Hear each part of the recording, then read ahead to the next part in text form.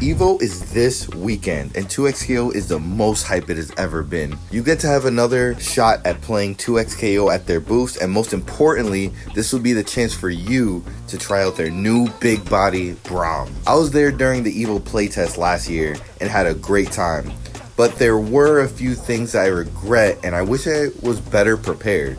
So in this video, I'll be highlighting the 6 things you need to do to prepare for your 2XKO EVO playtest so you can maximize the best experience possible. Remember to like this video if you're hype about 2XKO and subscribe to the channel to show your support. Let's dive right in.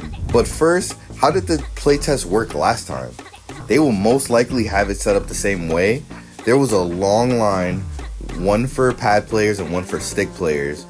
And you had to wait for them to call you over at the setup and run a quick tutorial by you so you and your partner knew how to play. You play the first of 3 and that's it. You can re-enter the line after the first of 3, and you can also give feedback on their tablets. It was a quick survey. More about giving proper feedback later. So the first thing you need to do to prepare is set some goals. Now, before you freak out, this doesn't need to be anything serious, but you should have an overall expectation of how you want your experience to go. Some simple questions you can ask yourself are, do you simply want to have fun? Are you a content creator and maybe fishing for some new ideas?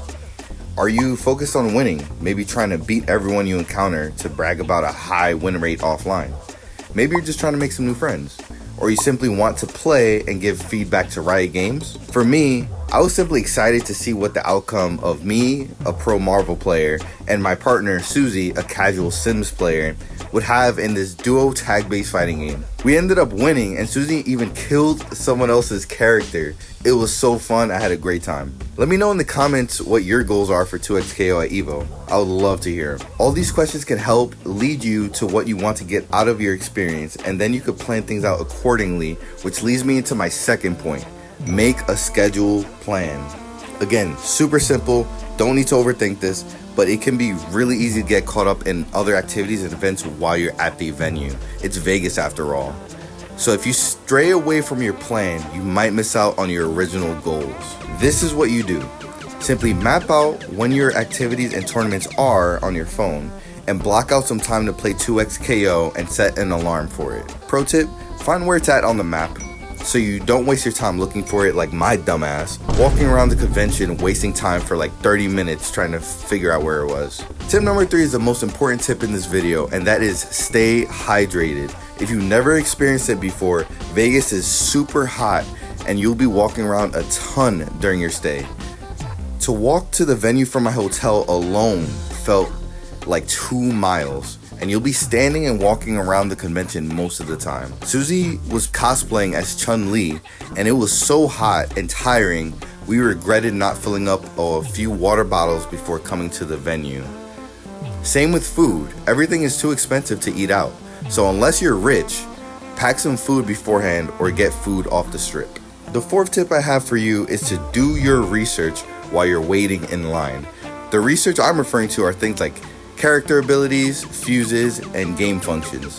Familiarize yourself with as much as you can while you wait, because other players are more than likely going to know what they're doing by now, and you don't want to get washed, have a bad experience, and say things like, "This game sucks." You can have such a good time being new, which leads me to my next tip. Have fun. Fun is the reason we're here in the first place. This is a unique time where we all get to give our input on the game as they develop it. So see what you could find, have a blast, and give some input. Which leads me to my last tip for you, which is giving constructive feedback. So like I mentioned before, they ask you to fill out a survey at the end of your games. I recommend thinking of constructive ways to phrase certain statements before responding to the survey to best help the team know what to do. Here are some sample phrases on screen you can use that will help guide a developer the best. Things like, "I enjoyed the simple attacks," or "The UI looks nice, but blocked my vision of the action and caused confusion," or "The clock was still ticking a bit fast. We had timeouts every match. Is this intended?" All of those are great feedback because the dev team can take this directly and work to improve it. Feedback like, "This game sucks," or "I hate this character," or "The controls are awful," are not good feedback because it provides no details that the dev team could work with. Your emotions are valid and they want you to include how the game made you feel, but do not vent to them in these surveys because it's intended to make the game better for you. If you need to vent, do it in my YouTube comments or in the Discord. I'm always here to listen to you. Do you have any tips you would like to share that might help someone else? Let me know in the comments and like this video if it helped you out. Good luck in your games and remember to feed a poro while you're there.